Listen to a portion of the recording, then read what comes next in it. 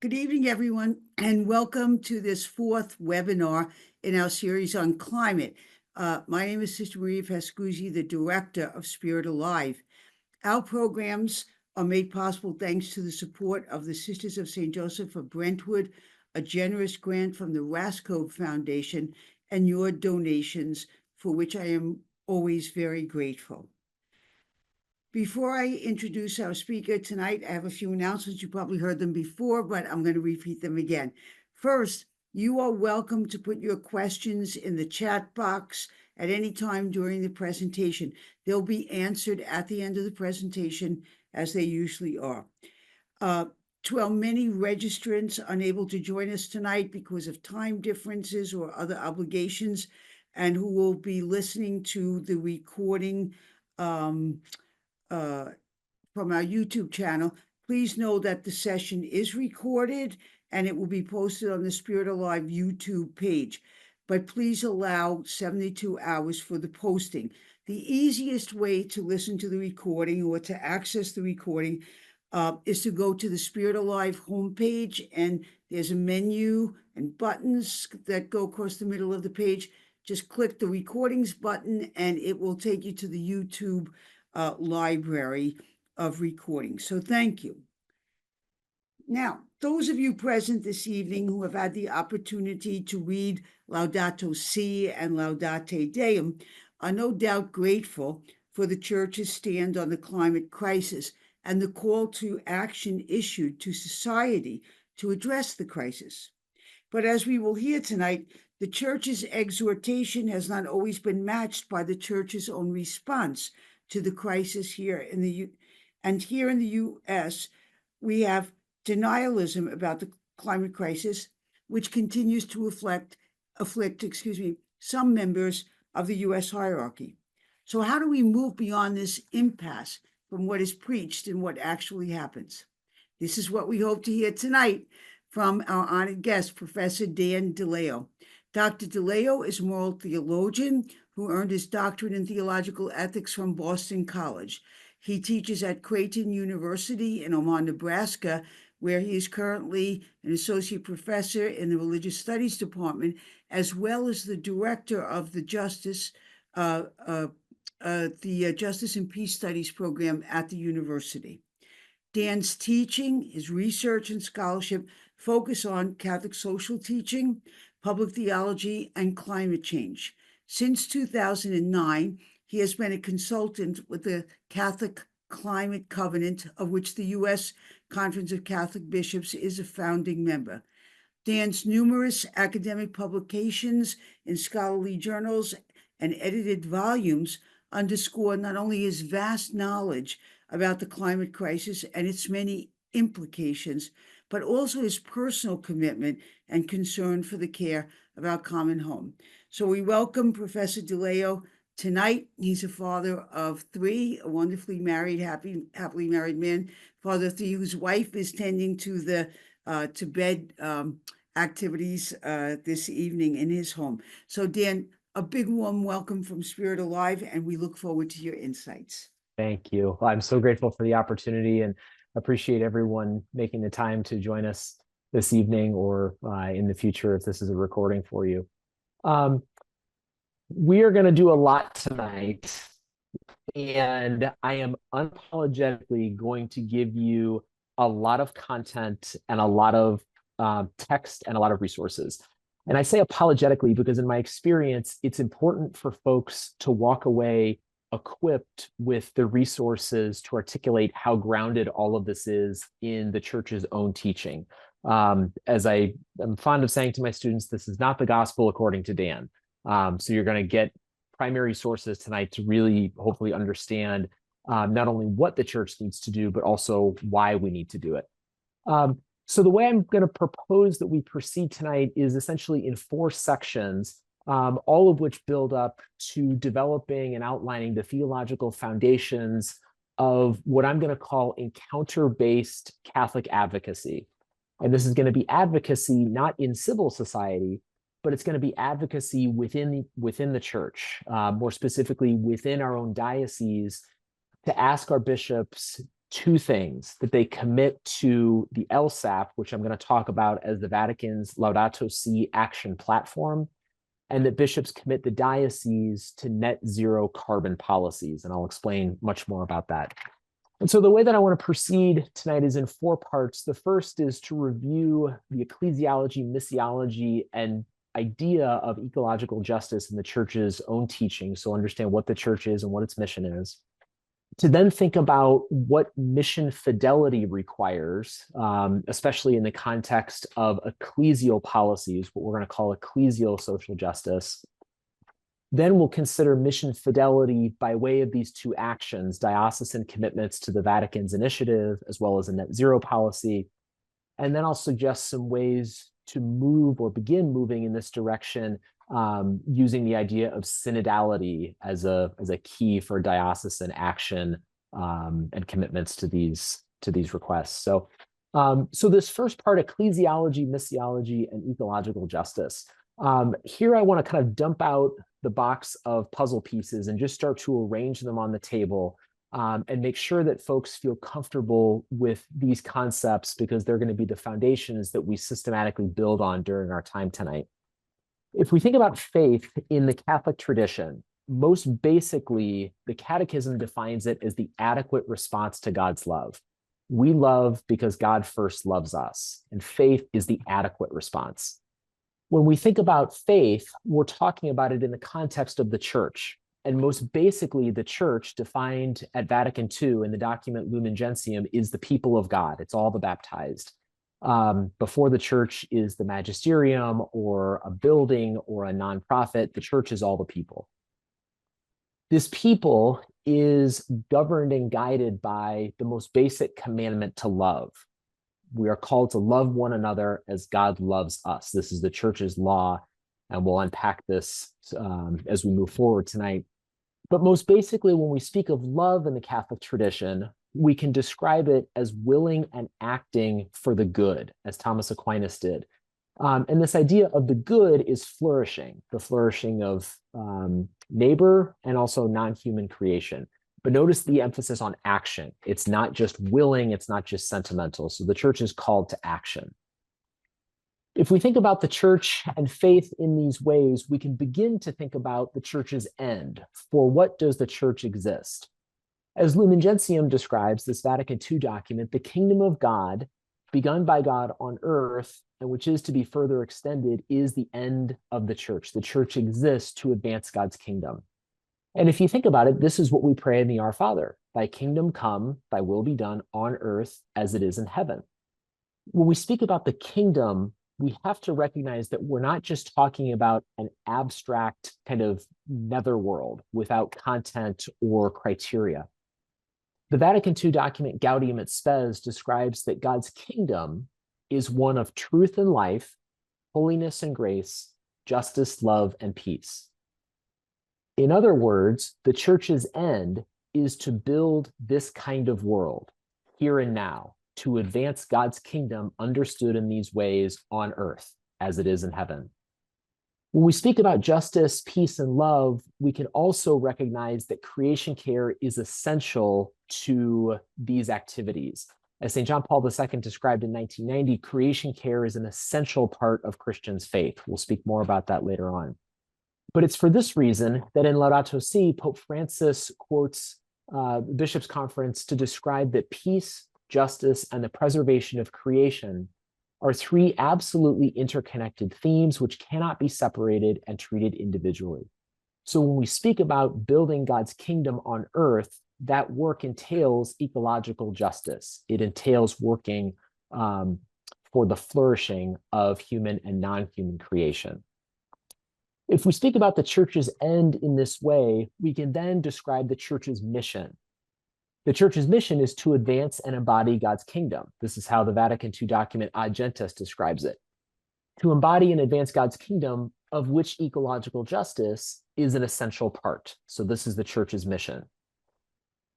In order to realize the church's mission, the proper purpose, the activity by which we advance God's kingdom and fulfill our mission, is evangelization. And I think this is an important term to really unpack. As a cradle Catholic and a lifelong Catholic, my experience with evangelization is somewhat impoverished. Growing up, evangelization was presented, at least I understood it to be, speaking, right? I'm going to tell people about Jesus. I'm going to tell people about my faith. But at Vatican II, there's a definition that mirrors love in the sense that evangelization is the announcing of Christ by a living testimony, as well as by spoken word. Just as love is willing and acting for the good, evangelization requires living testimony. So when we think about the church's mission, we are called to announce Christ through a living testimony of action by which, as the council describes, the church is called to be on earth the initial budding forth of that kingdom. The church is called to embody, to reify what it preaches, right?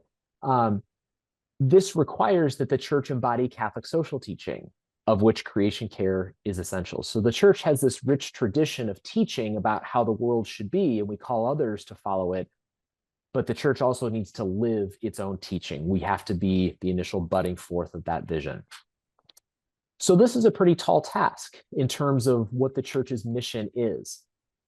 Understood in the ways that we've just described it, the 1971 World Synod of Bishops pulls all of it together in the document Justitio in Mundo to describe that action on behalf of justice and participation in the transformation of the world fully appear to us as a constitutive dimension of the preaching of the gospel, or in other words, of the church's mission. All of this is to say that action on behalf of justice, concrete activity, is essential to the church's mission.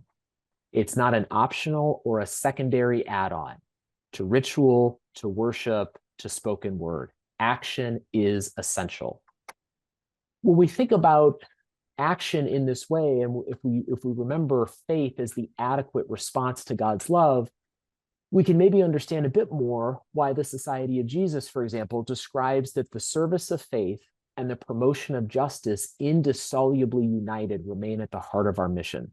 For the Jesuits, there's this particular emphasis that an adequate response to God's love is indissolubly united with the promotion of justice, that together these constitute the fullness of faith and are at the heart of not only the Jesuits' mission, but also the church's mission.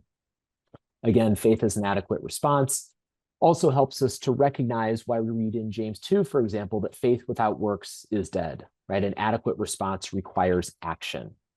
So all of this can be summarized, I think, in the sense that action to advance and embody ecological justice is essential to the fullness of the church's mission. This is not an optional or a secondary add-on. So we've got this integrated sense of what the fullness of faith requires and what the church's mission entails. In light of that background, what I would propose is that we could begin to think then about what is mission fidelity? What does it mean to faithfully live out this mission of which action for justice and ecological sustainability is essential? So I want to move now to the second part to think about ecclesial social justice. In order to do this, I want to begin with a common term, but define it in a particular way. If we think about politics in the classic Greek politica, we really are talking not about activities in civil society only or legislative work in the state or done by the state. Politics most basically entails all of the different activities that organize and structure any community. This is important because politics certainly happens in the secular world and civil society, but politics happens in any community with a structure. So our university has politics in the sense that our university has policies. There are consequences if the policies are violated, and people can advocate to change the policies. So politics exists in all spaces. Politics are inherently connected to love. This is how the US bishops describe it in their document, Economic Justice for All from the 1980s. They write that dignity can be realized and protected only in community. In our teaching, the human person is not only sacred, but also social. How we organize our society in economics and politics, in law and policy, directly affects human dignity and the capacity of individuals to grow in community. For better or for worse, politics helps us to protect the dignity of persons, or politics, how we structure a community, undermines and violates the dignity of persons. Another way to describe this is from the theologians Michael and Ken Himes, who describe that politics matters because people matter. Politics matter to Christians because it concerns the temporal well-being of God's children, whom Christians are called to love. Politics is one way that we love our neighbor, that we will and act for the good, the flourishing of our neighbor. And it's for this reason that the US bishops describe that participation in political life is a moral obligation. We've certainly heard much about this around the election. And as I said, this is relevant to civil society, but it's also related to the church as a community with policies that structure life together. And it's here that we can pivot into a term that I think many are maybe more familiar with in a traditional sense of social justice. We've already talked about love as willing and acting for the good. In light of what we've described in terms of the different ways that that occurs, in Laudato Si, Pope Francis describes that love affects not only relationships between individuals, but also macro relationships, social, economic, and political ones. He goes on to describe that in this framework, along with the importance of everyday little gestures, social love moves us to devise larger strategies. So in a sense, we can make this move from talking about love to recognizing politics as an expression of love, to talking maybe synonymously about social justice as politics, as how we structure life in society. When we think about these two different types of action, we can maybe visualize it using a resource from the US bishops, the 2 feet of love and action. They describe that as the pilgrim people of God journey towards the kingdom, we walk with the foot, if you want to say it, of charitable works. Charitable works, historically in the tradition, are direct interpersonal service. So this is accompanying people and meeting their basic needs right now, accompanying and serving a person experiencing homelessness with a hot meal. This is necessary in the Christian tradition, but alone it's insufficient, because in addition to charitable works, the Catholic tradition stresses the need for social justice that looks at systems and structures and policies to try and reform them so that we can avoid the need for charitable works in the future. And so as we accompany people in their need right now, we can also ask, why is this happening? Is there a system or a structure that might be reformed so that we can avoid this in the future? We can think about this in lots of different issues, but we can think about it in terms of ecology if we describe charitable works as things like turn off the lights and take a shorter shower, right? Direct local activities. And these are necessary, but if we also think about social justice, this is looking at systems and structures, about decarbonization and shifting from fossil fuels to renewable energy. So we have to walk with both. And in the context of the climate crisis, social justice is arguably an adequate response to the crisis. We are not going to bike our way as individuals out of the climate crisis. Now, all of this applies, as I said, to civil society, but it also applies to the church. If we think of the church as ecclesia, as the assembly, the people of God, and if we recognize that politics structures any society, then politics or social justice applies to the church. The church has its own internal policies. We have our own investment policies, we have education policies. We could also have science-based energy policies as a matter of ecclesial social justice within the church. In this way, the church has an opportunity to be what theologian Kevin Ahern describes as structures of grace. Grace is God's inbreaking, God's assistance. And so the church, through its structures, can facilitate God's kingdom. On the other hand, the church and its policies can also serve as structures of sin. Most basically, sin in the Catholic tradition is a failure to love, to will and act for the good. We can think about failures to love as direct and interpersonal, analogous to charitable works, but we can also think about failures to love in the realm of social justice. And this is how the Catholic tradition describes structures of sin: social situations or institutions that lack social love, that is to say, that lack social justice.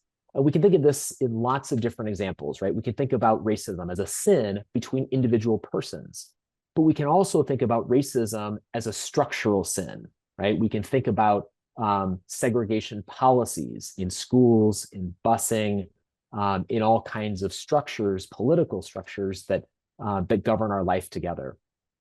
When we talk about sin, we can also make a distinction between sins of commission and omission.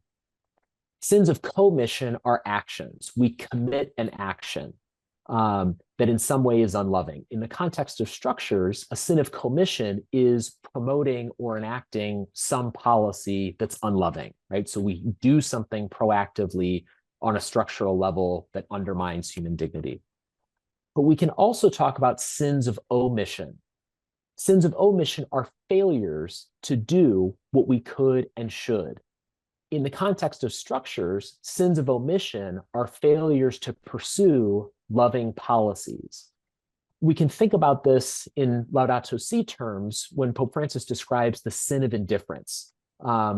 The Jesuit James Keenan describes sin as a failure to bother to love. And so a sin of omission, whether interpersonal or systemic, is a failure to take the action that one could or should.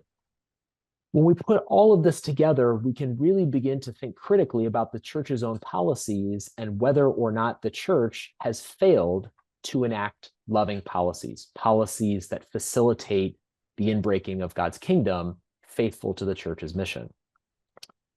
So there's a lot of theology here, and this bears on fidelity, right? Living faithfully to the church's mission. The church also recognizes, though, that this bears on the church's credibility.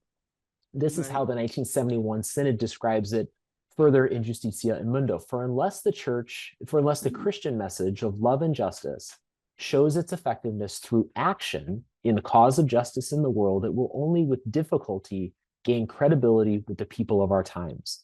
If we're asking people to build a more just world and implement just policies in civil society, we're not going to have credibility if we're not doing that internally, if we don't first have our own house in order.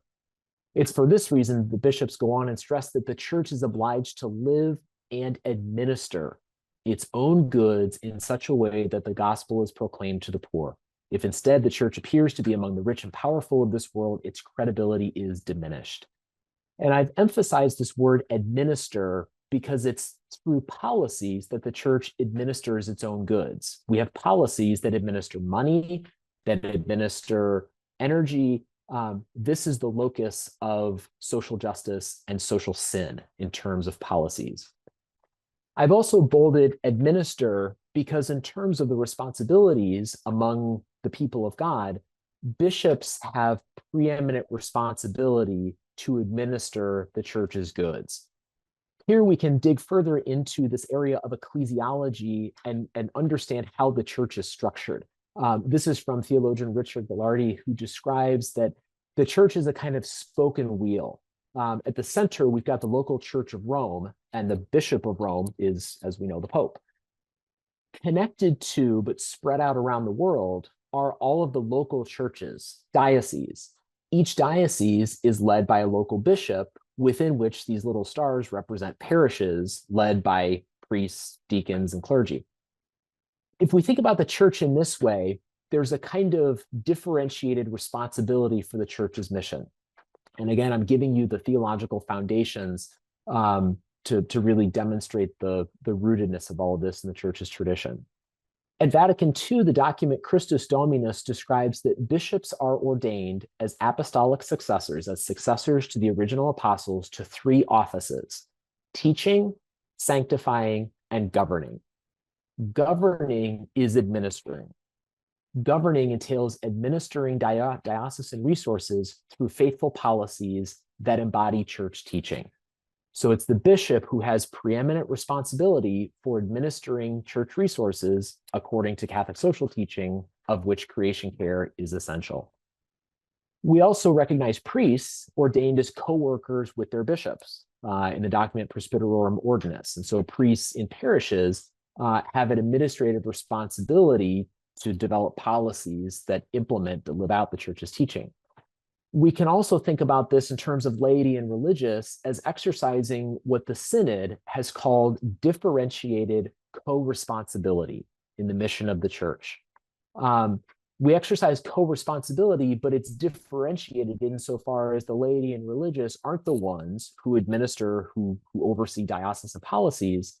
And yet we are called to encourage and support bishops and priests as they fulfill their responsibilities, as they faithfully administer diocesan and parish resources through policies that live out the church's own teaching. So as St. Paul describes, the body has many parts. The parts all have their own roles. Within the context of the church's mission, this is true, and I'll say more about this as we move forward. When we think about the church in this way, we also need to recognize the sensus fidelium, the sense of the faith. As I'll say in a moment, this is the supernatural sense of what constitutes fidelity. All of the baptized have a sense of the faith. For that reason, all the baptized have a responsibility to advocate when they sense that the church is being unfaithful to its own teaching. So there's a responsibility here in terms of mission alignment and mission fidelity. So we've covered a lot of ground so far. If we were in person, I would stop and let you take a break and ask for questions and table discussion. Since we are virtual and also on a clock, I'm going to continue. And I want to build on everything that we've done using now the Vatican's resources as a pathway to think about mission fidelity in the context of the climate crisis. We have a robust body of church teaching on the climate crisis. In light of everything that we've said, we can summarily say that action to advance and embody ecological justice through faithful church policies that embody church teaching, this is essential to the fullness of the church's mission. If the church is going to faithfully live out its mission, it has to have just ecclesial policies. It has to have social justice. This applies to lots of issues, but it preeminently applies to the climate crisis. And I think it's crucial to appreciate that the church's attention to climate change did not begin in 2015 with Pope Francis. If people have a sense that this is somehow new, it can be dismissed as radical, especially if it's part of a broader dismissal of Pope Francis as pastor. The church's attention to climate change goes back at least to 1990, 35 years almost, with St. John Paul II, who described the greenhouse effect has now reached crisis proportions as a consequence of industrial growth, massive urban concentrations, and vastly increased energy needs. So more than 30 years ago, St. John Paul II is using crisis language to describe human-forced climate change. Across his papacy, Pope Benedict XVI consistently lifted up climate change as a moral issue. For example, in 2010, rhetorically asking, can we remain indifferent before the problems associated with such realities as climate change? And here in the United States, the US Conference of Catholic Bishops, since at least 2001, have identified climate change as a moral issue.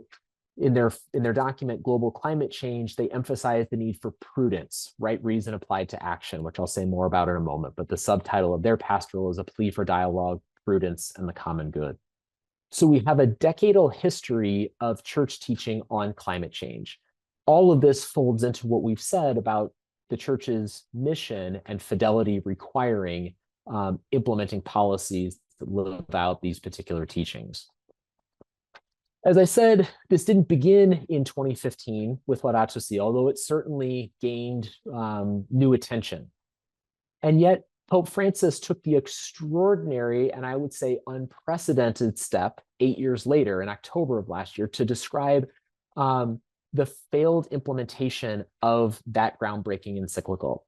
In Laudate Deum, he writes what I think is one of the keys to understanding this entire text. He describes that 8 years have passed since I published the encyclical letter Laudato Si. Yet with the passage of time, I have realized that our responses have not been adequate. When I first read this document, it didn't really click, but as I spent more time with it, it lit up like Lectio Divina in terms of key words popping off the page. If faith is the adequate response to God's love, the adequate response, and Francis is saying that our responses to the climate crisis have not been adequate, He's saying that our responses have not been faithful. We have been faithless in response to church teaching. This is especially pointed if we think about prudence as the virtue of right reason applied to action. We act in light of the best available information, commensurate with the best available science. This, as I said, is the subtitle of the U.S. Bishop's document. If we think of faithfulness as an adequate, that is to say, a science-based, a prudent response to the climate crisis that occurs through, among other things, church policies, then faithful, that is to say, science-based church climate policies become essential to the fullness of the church's mission, a mission for which bishops are preeminently responsible. Stated negatively, faithlessness is a refusal to enact science-based policies within the church, for which bishops have a preeminent responsibility at the diocesan level.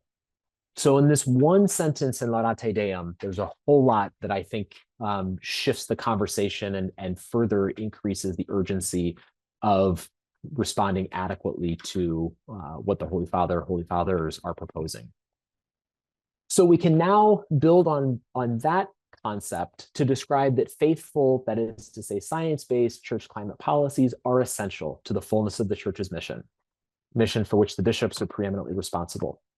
When we think about science-based targets, we need to understand what that means. And here we can draw on the work of the Nobel Prize-winning Intergovernmental Panel on Climate Change. They've identified 1.5 degrees Celsius as the warming threshold beyond which society ought not go. At this point, that is probably not likely. Following Tuesday's election, that is probably impossible or will be impossible given the stated intentions of national and international climate policies moving forward. So this is somewhat outdated at this point. But in order to have a 50% chance to stay below 1.5 C, what the IPCC has indicated is that we have to cut global emissions in half from 2019 levels by 2030, and we have to reach net zero carbon by no later than 2050. Now, I think it's important to name that net zero is not the same as carbon neutral. Carbon neutral allows for up to 100% of offsetting. So you don't change anything about your energy, you just plant more trees somewhere in the world. Net zero is a more stringent standard because it requires 90% reduction in emissions before you look to offset the remaining 10%. So this actually requires changes in energy production and consumption. So these are the benchmarks that the IPCC indicates are prudent, that is to say, are faithful as science-based. These are the policies that the church, in fidelity to its mission, has a responsibility to enact within its own structures, within its own diocesan structures especially. This is something for which there is precedent. So Pope Francis has committed the Vatican to reach net zero carbon by 2050. So this is happening. Pope Francis is leading by example. This is also happening in religious spaces beyond diocese. For example, Common Spirit Health, which is the parent to CHI Health, of which Creighton is a partner, has committed to reach net zero carbon by 2040. So 10 years early, and they've committed to cut operational emissions in half by 2030. So communities of religious, faith-based entities are making these commitments. Unfortunately, this commitment is not being followed through on by bishops at the diocesan level. This is somewhat ironic given the bishop's own recent statement that decarbonization is the preeminent environmental challenge, right? So among all of the environmental issues, the bishops are naming decarbonization as the preeminent challenge. And yet here in the United States, only 2 of 178 dioceses have made a commitment to net zero. The Diocese of Lexington has committed all of its operations.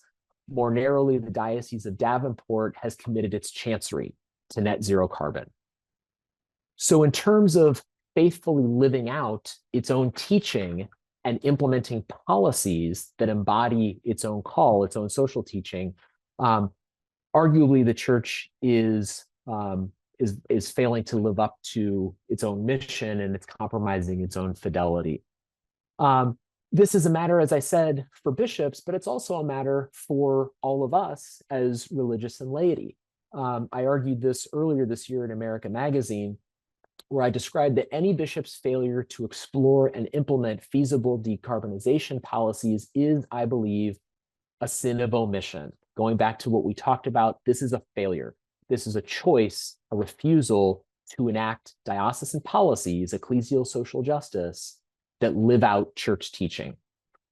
But it's also a failure by the laity to exercise differentiated co-responsibility for the church's mission through synodal encounter and accountability. In my nearly 15 years of climate change work in the US church, I know of only a few Catholics who have met with their bishop and advocated for diocesan decarbonization. So bishops aren't implementing these policies, but Catholics aren't advocating for them. And so there's blame to go around in terms of the church's failure to live out and implement its own teaching and fidelity to its mission. When we think about the precedent for this, we can look to civil society and see examples. Some of you may be familiar with the Climate Pledge. This is a commitment by more than 450 companies to reach net zero carbon by 2040. Again, 2050 gives us a 50-50 chance, so this is 10 years early. This is not mom and pop shops. This is some of the world's largest transnational corporations making this voluntary commitment to science-based targets. And a couple of years ago, some students here at Creighton noted the tension in a letter that they wrote to our administration. They described that if profit-motivated corporations are prudently committed to net zero by 2040, our mission-motivated Jesuit Catholic university should also commit. So there's this tension, not only in terms of fidelity, but also credibility. Is the church willing to enact policies to live out its own teaching? This is something that's especially of concern to young people. And 2 years ago, I had the extraordinary opportunity for two of my students to present to Pope Francis about the climate concerns of US Catholics, young US Catholics, youth and young adults. So this is a picture of my then student Emily Burke presenting to Pope Francis. As I told Emily, when you've lectured the Pope, there's nothing more I can do for you as your professor. So she peaked before she graduated in terms of theological acumen. But following their presentation to Francis, the two students, Emily and Henry, wrote an article, and they summarized that young people value authenticity and deplore hypocrisy. We told Pope Francis that US Catholic leaders' failure to share and enact the church's own climate teachings is causing many in our generation to become disillusioned with the church.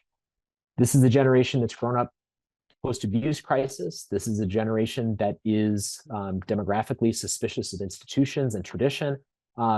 And yet there's an opportunity here to encounter young people with the issue that they demonstrably care about more than any other issue. So the church can encounter young people and give them reason to stay in the church and hope in the church if we would simply live out our own teaching. So there's a tension here that also presents an opportunity.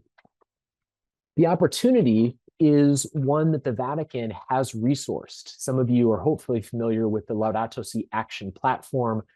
This is an initiative from the Vatican's Dicastery for Promoting Integral Human Development. This is a resource that calls 7 different sectors of the church to take action and to implement Laudato Si. And you'll notice that one of the sectors is explicitly parishes and dioceses. So the Vatican is calling parishes and dioceses to systematically do this work and to do work that works towards these 7 different goals, of which the first, response to cry of the earth, includes decarbonization. Said differently, the Vatican is explicitly calling dioceses to come up with decarbonization policies, right? So this is something for which the Vatican has gotten increasingly clear, and it's a call that's going to require pursuit of ecological economics, and I'll say more about that in a moment. But I think it's important to notice that the bishops in the Vatican's own teaching should carry out faithfully the instructions of the Holy See and of the different dicasteries of the Roman Curia. In other words, bishops, in addition to having a responsibility to administer resources, bishops have a responsibility to implement dicastery initiatives. And yet again, here in the United States, of 178 dioceses, only 32 have committed to the Laudato Si action platform. There are 27 listed here. There are 5 that are not public, but this is a fraction, relatively speaking. of the diocese in the US, and it raises significant questions about fidelity and credibility with respect to the church's mission and the responsibility of bishops. So we can think about all of this in lots of different ways. If we think about this in science-based terms, I want to present this as a kind of quick aside, but to give a little more content to what we're describing.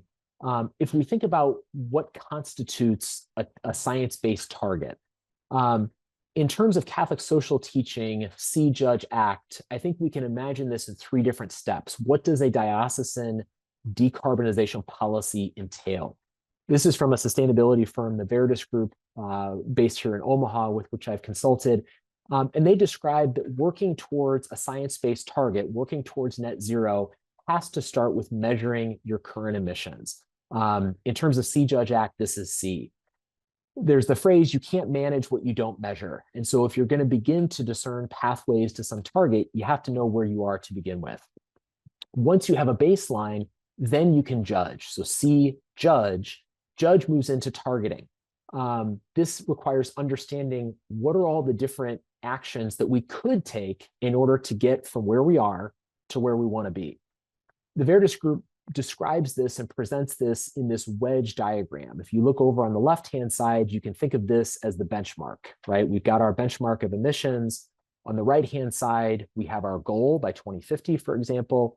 All of these different wedges represent potential actions that we could take and the amount of emissions that they would reduce from our overall portfolio. So if we put solar on the roof of the chancery, we can project that that would reduce X amount of emissions. If we electrify our boiler and take it off of natural gas, this is how much greenhouse gas reductions we could achieve. So all of this requires a commitment to engaging in data-driven discernment, moving towards the action or the implementation. What are we actually going to do? We had this host of opportunities. What are we going to do? And in what order are we going to do them? So this is really kind of the nuts and bolts of a data-driven, science-based target.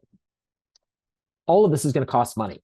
There's no way around it. The Inflation Reduction Act certainly provides incentives. There are other accounting benefits to be taken advantage of.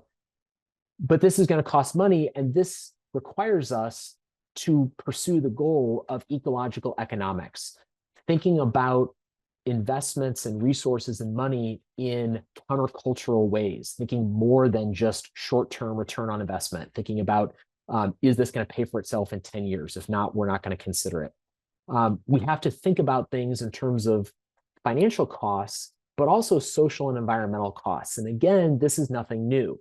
In 1991, St. John Paul II described the need to protect common goods, such as the natural and human environments, which cannot be safeguarded simply by market forces of immediate profit or return on investment. We run the numbers, it's going to take 15 years to pay back the solar array.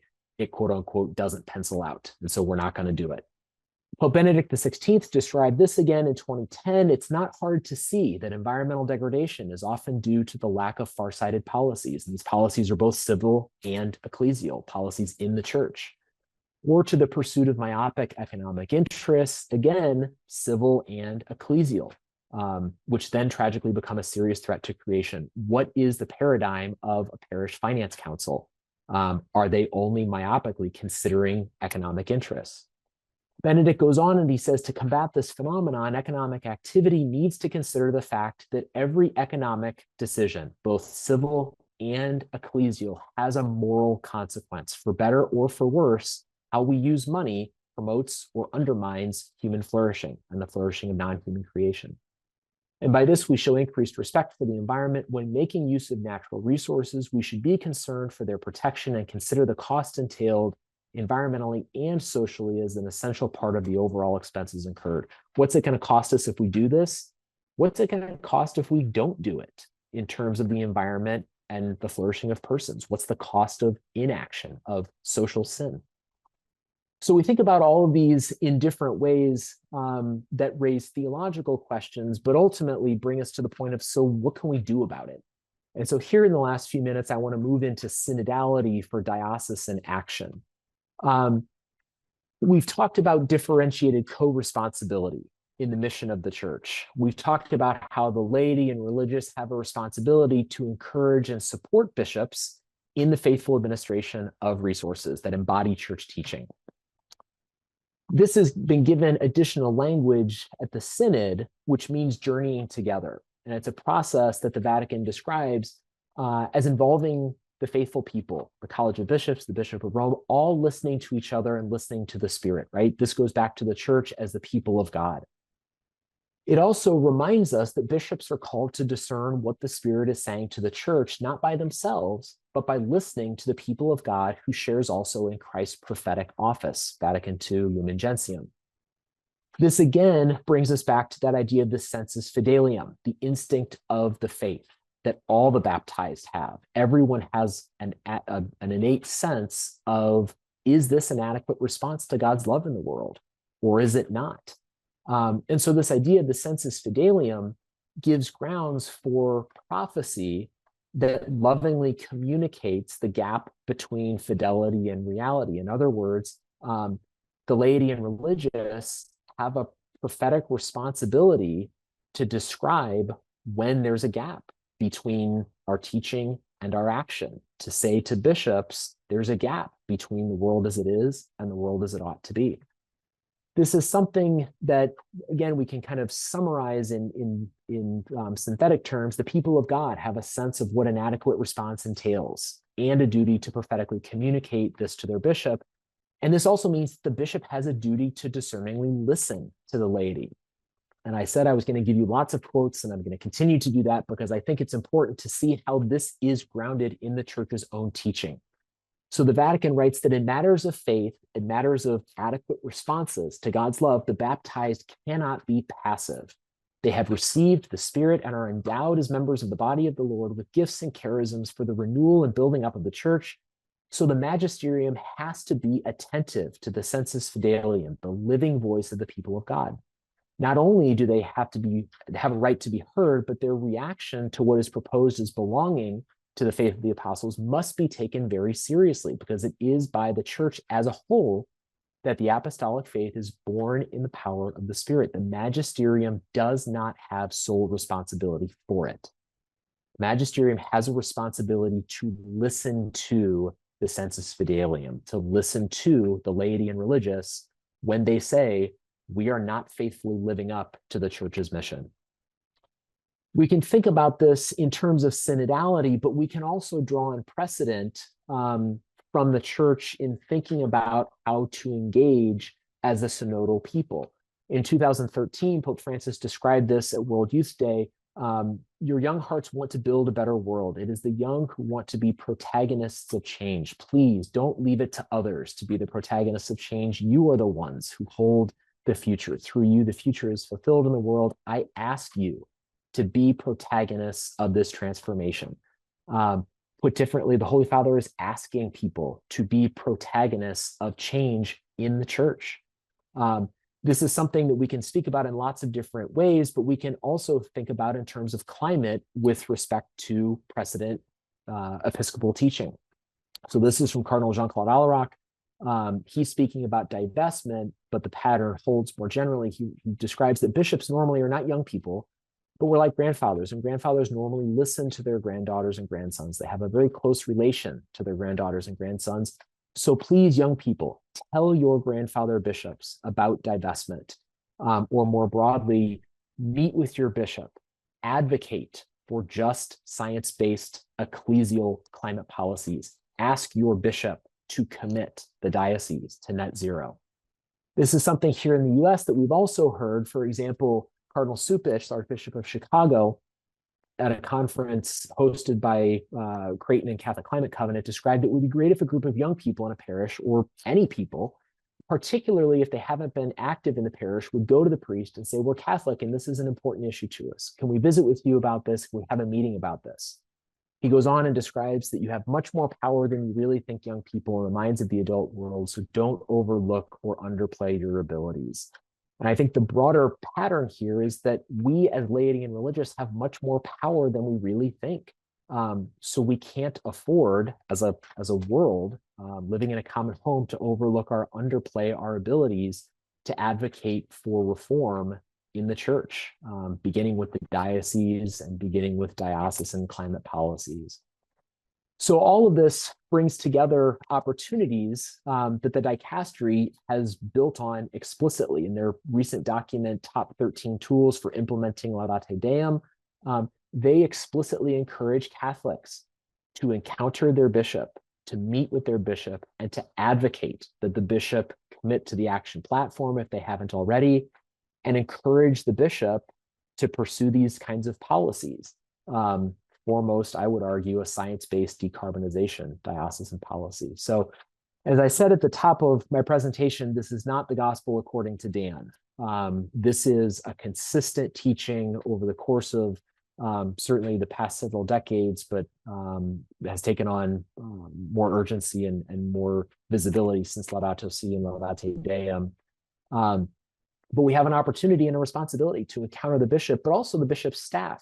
I appreciate this visual from the Archdiocese of Vancouver, mapping out the organizational structure of a typical diocese. You've got the bishop, but you've also got all of the other people who serve as gatekeepers and decision makers and advisors, the chief financial officer, the vicar general. You've got lots and lots of people in the chancery with whom to meet and to try and advocate. Just like we meet with elected officials and we advocate for civil policies, we can meet with diocesan officials and advocate for diocesan policies as a matter of fidelity to the church's mission.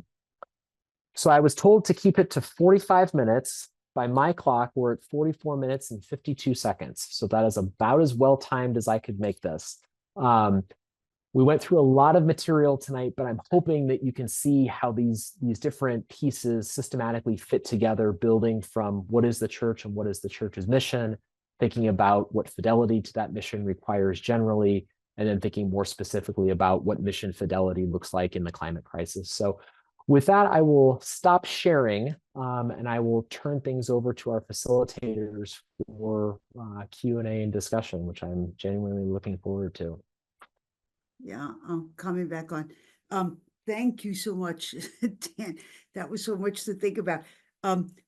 Usually it takes people a little while to get their questions up. So, I mean, just a couple of things for myself. I was shocked at that list of the 32 dioceses out of all of the dioceses in the United States, what, 178.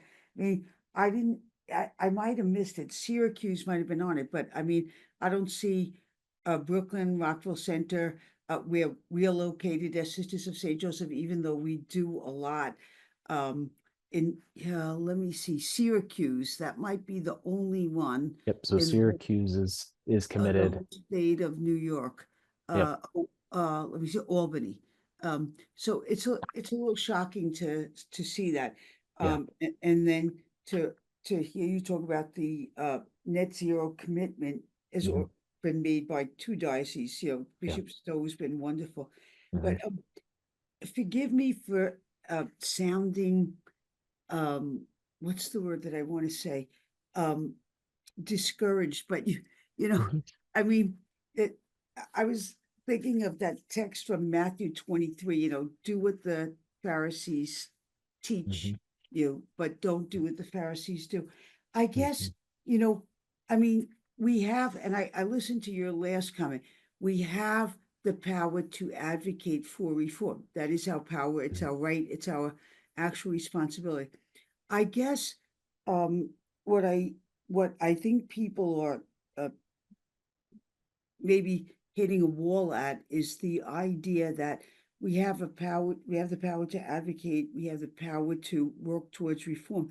What we don't have the power to do is to actually make the reform happen. I mean, and I think what people are finding in many different places is that the bishops can have put in their face their own, I don't want to use the word hypocrisy, but certainly their own incoherence with regard to what the church teaches and what they do. And I think people after the last synod, after the synod closed, I think people are feeling like, don't bother asking me and don't tell me about my power to advocate, because when I do it, you'll listen, but then you'll do what you want to do anyway. So Mhm. I guess I just feel a little bit discouraged by the synod and by the kind of reaction to the bishops. I mean, if it's not something to do with sex and abortion, they don't really seem to care. And we had a professor on, I mean, Dr. Strora, who was the first presenter in this Yep. series. And he would be the first person to testify that he's gone around to parishes in the San Jose Diocese and said, just let me talk to the people about this. And he has never been given an open door even to speak to these issues. So Mhm. let me ask you this. I mean, what do you say to people who try and are Mhm. discouraged because their advocacy has met a brick wall? Yep. That's an incredible question, and I'm working on a book about that very topic. If you'll allow me, I'm going to pivot and open up a different slide deck, Okay. because I think my undergraduate is in sociology, and so I'm trained in the social sciences. And as I've done this work more and more, what I have realized is there is a precedent in American history and the civil rights movement that can serve as a theory of change potentially for reform in the church. So these are the slides from that I use with my students actually on Tuesday. But I love this idea of prophetic miseducation. So we read Letter from Birmingham Jail, and I began by saying students learn that these events happened, but they don't learn how people made them happen. Social change in America is usually explained in quite sanitized ways. And I use the example of a picture that our then first grader brought back home from school for MLK Day a few years ago. And this was more or less what the picture was. And I said, "Oh, that's nice. What did you learn?" And he said, "Well, he gave a speech and people got treated better." And I said, "Oh, that's one picture. This is the picture that I have in terms of how people made that happen." And so I say that because I think in all of my research and all of my organizing and action, what I have come to believe is that this sentence from the Letter from Birmingham Jail might be the only skeleton key to unlock the logjam. So King writes that in any nonviolent campaign, there are four basic steps: collection of the facts to determine whether injustices exist, negotiation, self-purification, and direct action. Negotiation is essentially what we would call advocacy, right? So you ask nicely. The question is, what happens if asking nicely doesn't work? Right. Are you out of options? For King, infidelity to the gospel, his response was no. Fidelity to the gospel requires discerned escalation into the prospect of nonviolent direct action. So in terms of moving into the church, I guess my two questions, and this is what I'm trying to grapple with now in my own research, is what would it look like if enough Catholics were committed to meet with their bishop and then discern the prospect of escalating into nonviolent direct action if asking nicely doesn't work? What would it look like to creatively apply some of the evidence-based proven strategies that have yielded results amidst recalcitrance in the church? What would it look like for Catholics to consider sit-ins and boycotts and all of the things that have worked in civil society in the church itself? What would it look like to have a pray-in at the chancery with media coverage that highlights the infidelity, the church's unwillingness and refusal to live out its own mission? I think, for King, all of this goes through the progression of escalation. So it doesn't just start with nonviolent direct action. The goal is negotiation and advocacy. And so that's what Francis describes in terms of encounter. But if that fails, then I think out of fidelity to the gospel, in light of what the science says, an adequate response may move to this discerned escalation. That's Interesting. I want to buy your book when it's out. that's not, I Dan, got to write it we have first. We have 3 questions in the Q&A and then Mary Alice Peel. Mary Alice, let me take the questions in the Q&A and then we'll do you. This is from James McCarville. We have been stonewalled, is a comment, by inertia for so long. Thank you for this incentive. So that's great. Thank you. Marie Andrews writes, some places are heavily dependent on coal, like St. Louis. Does switching from natural gas to electricity make sense in these places? That's a great question. And it's of particular interest to me for 2 reasons. Number one, I'm from St. Louis. So that's my hometown, born and raised. And I was on a call actually this morning with folks from the Archdiocese beginning to talk about what would a decarbonization plan look like for the Archdiocese. So the short answer is it depends. Switching from natural gas to electricity in terms of the net savings or the net generation of emissions, I think would have to be very carefully estimated and calculated. I think a transition I use the example of electrifying a boiler, I think it would only result in emission savings if the electrification was paired with an expansion of renewables. So as the boiler in a parish is electrified, they're also doing on-site solar, because in St. Louis, Ameren is the utility, and Ameren is, as last I checked, about 85% coal-fired. So in a place like St. Louis, this may have additional barriers. So it's going to be context dependent, which is why that data is so important. To make a data-driven decision, you have to have the information. And that's why, in my mind, faith and prudence go together in the sense that an adequate response has to be a science-based response. And so you can't manage what you don't measure. You've got to have the data in order to develop a comprehensive data-driven master plan. Yeah. So I appreciate that question, Marie, for sure. Thanks. And James now has a question. He said, is there anything in the new synod that would more empower us? That's a really good question. I think in terms of chapter and verse from documents, I think what I suggested and proposed are some of the key excerpts that I've been working with, this kind of recovery of the sensus fidelium, this kind of recovery of a responsibility of the laity and religious to advocate, responsibility of bishops to listen. But I think the broader kind of resource from the synod is an invitation to continue. That coming out of some of the closing sessions, especially, there was, kind of from the participants, from the Vatican, a recognition that this isn't a closed conversation, that this has to continue.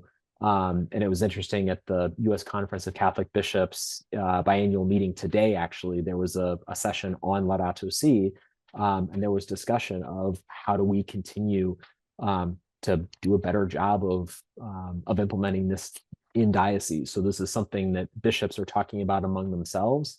And in this spirit of ongoing synodality, I do think there's an opportunity if it's presented in the right way. So I think there's opportunity coming out of the synod for sure. Mm-hmm. Mary Alice, can you now unmute yourself so you can ask your question? Or Matthew, can you unmute her? I think I'm unmuted now. Yes. You are, Yep. Mary Alice. Welcome. Okay, great. First of all, let me say this was a wonderful presentation. Yeah. Secondly, the book is very important. If it's not ready yet, get it out there. I'm working as fast as I can type. Okay.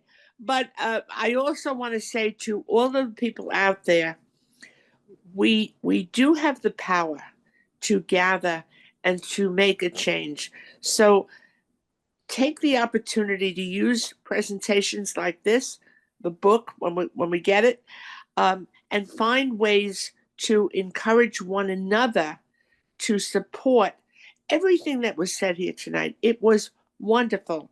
And I thank you, Maria, for finding this wonderful presentation for us. And I look forward to all that can come out of this evening. Thank you so much. Thanks, Mary Alice. Yeah. I Thank mean, you.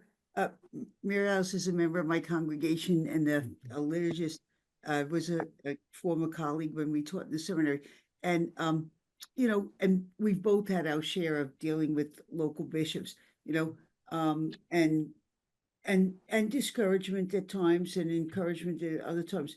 But I think, I mean, it's important for us to understand that we have power. I think it really is. But the other thing I was thinking as you were speaking is, that question of credibility. Even if the bishops could arrive at a point where they begin to embrace this, I mean, the credibility of the church is really low at this point because of the abuse scandal. And I I just wonder, if they ever move to the right side of this conversation on climate and climate change. I mean, would would any with so many Catholics, Dr. Straw said, the question of climate is definitely split along political lines. You know, I mean, we have so many Catholics who are Republican who voted for the man who is going to, who got us out of the Paris Accords and is promising further damage when it comes to environmental concerns. I mean, you wonder about the bishop's credibility because for a lot of people they're in bed with Donald Trump and the Republican Party. So I wonder what you think about that, Dan, in terms of credibility. Yeah, no.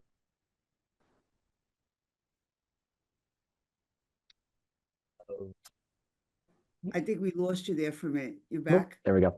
I mean, everybody sees things through the lens of their own experience. For me, this is an opportunity. I work with young people all day.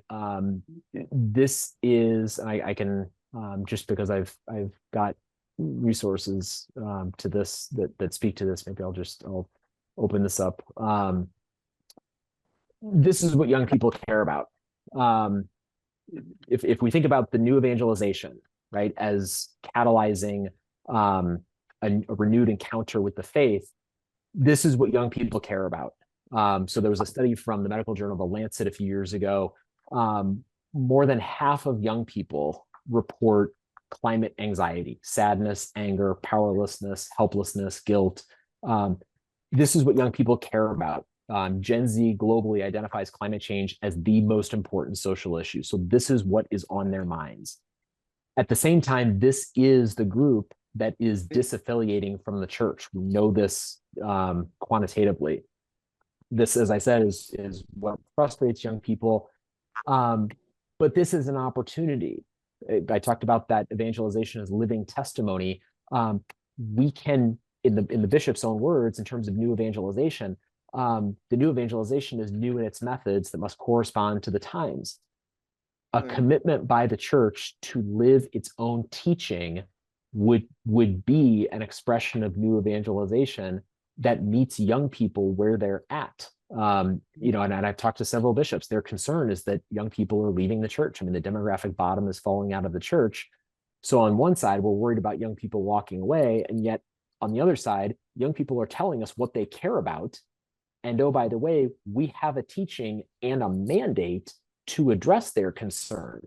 If we did it, that's an extraordinary opportunity to meet people where they're at. And I think what's interesting to me, I had a student several years ago when we were doing Catholic social teaching more broadly in my sophomore ethics class, and she came up to me after and she said, "I really appreciate this content." And she said, "I wish someone had taught me this at my Catholic high school because I might still be Catholic." And to me, it broke my heart in the sense that she had never encountered the fullness of the tradition. And I think, at least in my experience, when people encounter the tradition in its fullness, that includes Catholic social teaching and attention to the climate crisis, this is something that can be a source of hope. This can be something that is attractive, that brings them into the church, that gives them a reason to stay or to potentially join. So I think certainly there are questions of credibility across the board, with lots of different issues and in this moment in history. But in my experience, this can be an extraordinary opportunity. And I think the irony for me and the sadness and the frustration is this isn't asking the church to do something new. Like, this isn't trying to reform a teaching in order to kind of meet the fads of the day, as it were. Like, this is not asking for a revision of doctrine. This is asking for an implementation of doctrine. And so in a way, it's I just kind of shake my head sometimes that, what we're talking about tonight is dismissed as radical when everything that we've talked about tonight is so thoroughly grounded in the tradition. So all that's to say, I think this can actually be a way of restoring credibility in the church, at least among young people who are disaffiliating. Thank you. Yeah, we have two more questions, and we have time for them. Colleen Graney said, first of all, excellent presentation. And then she says, in comparison to the U.S. dioceses, can you speak to the climate actions progress in foreign dioceses? That's a good question. So in particular dioceses, I can't. In aggregate, I can speak to what bishops have done as conferences, as national conferences.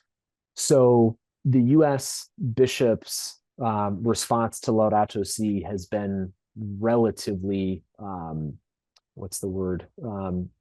relatively inadequate, I guess, compared to other bishops or other bishops' conferences. As just one example, I can pull this up. In England and Wales, the bishops' conference have published an entire suite of resources intended to help bishops concretely decarbonize their diocese.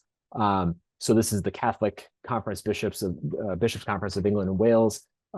They have developed this entire Guardians of Creation project with resources to help dioceses through the process of carbon accounting, and then of actually beginning to identify what are the pathways by which we could concretely decarbonize our diocese as a matter of policy. So this is something that, around the world, bishops' conferences are taking seriously, at least compared to the response of the U.S. bishops in aggregate. And certainly there are bishops who are doing this in their diocese, but as an overall matter, this is something in the U.S. church that I would say is behind the bishops' conferences in other countries, to be sure. Thanks, Tim. And then this is from Dolores, who I think is in Seoul, Korea. So thanks for joining us tonight, Dolores. She says, what about the responsibility on the parish level of priests to study and preach about the church's teachings on climate change? Yeah, that's a great question. We've talked a lot about this at Catholic Climate Covenant, kind of what's the most effective point of intervention. And I'll go back to this diagram of ecclesiology in terms of the church, because I think if you envision the church as the spoken wheel at a global level, and then you do the same thing at a diocesan level. So if you take this diagram, but now replace local church of Rome with whatever your diocese is, and replace these local churches with parishes, in my experience, well, I guess two things. Number one, in my experience, many priests, especially on issues they perceive to be contentious, defer to the position of the bishop. Unless the bishop tells me to do this, or unless my bishop has made this a pastoral priority, I don't want to do it, because I don't want to get blowback in my parish, because I don't want donations to go down. And so in many ways, the bottleneck is actually the bishop, not any one particular priest. The other thing I would say is that in terms of an adequate response, a response that's commensurate with the science, we are going to need the most comprehensive action possible. And so in terms of people spending their limited time and energy, it's one thing to get a priest at, St. John Vianney Parish to commit to a parish initiative. If you can get the bishop to commit to a diocesan initiative, you can make it easier for that parish, along with every other parish in the diocese, to take action. So in terms of spending, nights and weekends trying to get action in the church, to me, kind of a cost benefit analysis, you're better off trying to get the bishop, because if you get the bishop, you're much more likely to then be able to get the priests in a kind of cascading effect. The other thing I'll say is that if you get the bishop, it also sends a moral signal to others in the local community, both Catholic and non. So if a bishop commits to this, and there are Catholic universities or Catholic high schools, that sends a message that the bishop is saying this is a pastoral priority. It also sends a message to other secular entities in the community. If you've got a secular hospital, right, and you've got the bishop who says this is a priority, if there's a Catholic hospital that then does this because the bishop says it's important, then maybe you get the non-Catholic hospital to also do this. So the bishop holds a tremendous amount of moral authority that if you can get the bishop, you open up a whole lot of doors, it seems to me, in terms of being able to catalyze a more comprehensive response across a given diocese in a given city. So parishes are certainly important. It's where most Catholics experience the church week in and week out. But in terms of a systemic response, if you can get people from across the diocese all focused on the center of power, I think you stand a real chance in catalyzing comprehensive change. So that's how I would tend to think about it in terms of a systems response. Well, that's an interesting way to end this conversation tonight. If you can get the bishop, and that just kind of reinforces really how important it is in terms of the appointment of bishops, and who are the men who are coming into the diocese nowadays. Thankfully under Pope Francis, I think we've seen some changes and some people coming in who are willing to advance the agenda of the Pope. But I guess that recent Pew study was a little bit discouraging, talking about the kind of conservatism on the part of the young priests coming in. So it just goes to show you how important really is the bishop for all of this. So Dan, there's just so much to think about after tonight. I think everybody stayed on, loved it. I think many people will be looking at the video, which we go up in 72 hours. I can't thank you enough for taking time out of your very busy schedule as a university professor, director of a center, and also father of three, for joining us tonight. We really, really appreciate it. And I look forward to seeing your essay when it gets time to gather everything for. Thank you. Well, I appreciate the opportunity and welcome folks to reach out if they have questions or if I can do anything to support. So thank you for the opportunity.